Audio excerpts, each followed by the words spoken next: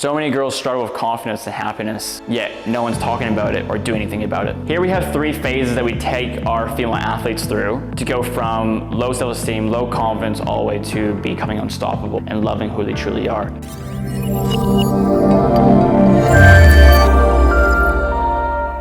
Now, before we get into the 3 stages or 3 phases of our mindset work with our athletes, let's talk a bit more about the societal problems that our girls are facing, that they're never enough. They're not beautiful enough, they don't have enough friends, they're not smart enough, they're not talented enough. Girls need to understand that that feeling of never being enough, that is from external voices outside our lives, not coming within. People are telling us that we're not enough, we shouldn't love ourselves. Why are we listening to other people like that? Why are we listening to those opinions? Whose opinion matters the most? Yours or someone else's in regards to your confidence, your happiness? Hint, you. You matter more than you realize. External approval and validation is what a lot of girls need for confidence and happiness because they don't have that internally within themselves. So here's our 3 phases of how we take our female athletes from self-doubt all the way to becoming unstoppable.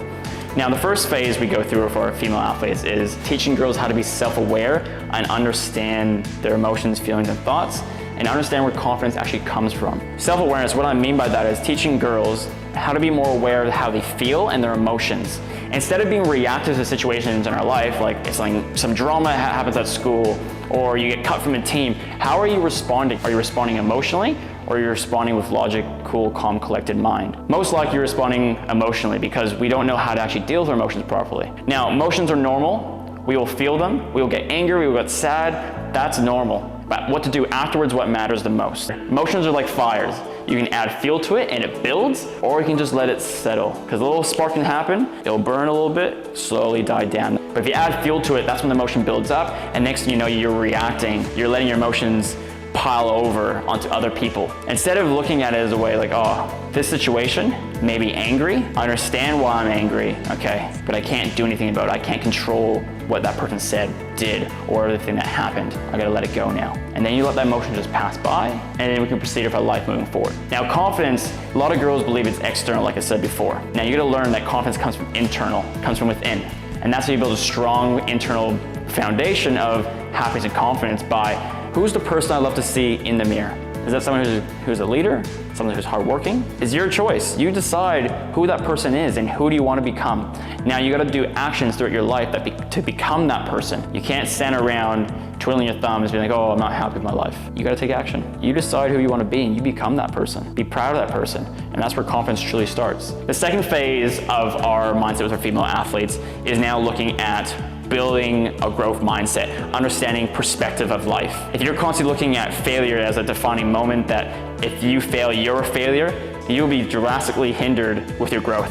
Success and failure, the result does not determine your worth or value. It is what you do afterwards that does. Are you learning from failure? Are you growing from failure? Are you developing? Because if you learn to grow and develop from your failures, you will succeed in the very end. But success is not the end goal. It is just what happens when you continue to focus on the growth. Now, the last stage of our mindset work with our girls is getting a relentless mindset. Now, what a relentless mindset means is be able to continue to move forward no matter what is in front of you, no matter what the challenge is, no matter what the adversity is, no matter the drama, no matter the circumstances, you decide to keep moving forward because you decided that, hey, whatever has happened, I can't do anything about it, but I'm gonna keep moving forward anyways. Nothing stops you. Nothing holds you back. Sometimes there'll be a bump in the road, that's okay.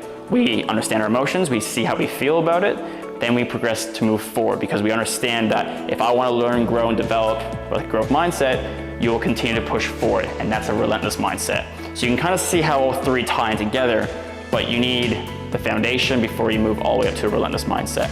We wanna see young women not react and be upset to what happens in life, but take control back into your life and realize I'm in full control of what I want to do, what I want to achieve, and who I want to be. And that's when you start feeling more confident with yourself because you have more control of your worth, your value, your happiness. And that's what matters the most to me. Having young girls become young ladies by becoming enough, becoming the best version of themselves. If you tell me that stuff doesn't matter, good luck. I know what we're going to do. I know how we're going to do it. And we want to see if we can find yet more young girls that want to be part of that mission and grow and develop and really be happy with what they see in the mirror. If you want that, come join us. See you soon.